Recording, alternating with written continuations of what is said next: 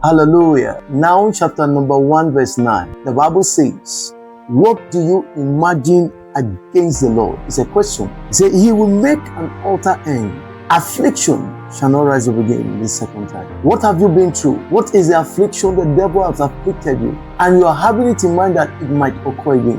What is the affliction that looks like a pattern? I came to explain to you the simplicity of the word of God. He said, what do you imagine against the Lord? What do you think about the Creator? He's the one that created you. He said the affliction will not rise up again the second time. So I speak to your life. Every affliction that had risen up prior to this time, they are hereby terminated. Anyone that is trying to find expression again, and you are feeling it, I command it by the blood of Jesus, they come to an end. The Bible has said it, and so shall it be. He said, what do you imagine against the Lord? He said, the affliction will not rise up the second time. So shall it be in Jesus' name. Amen.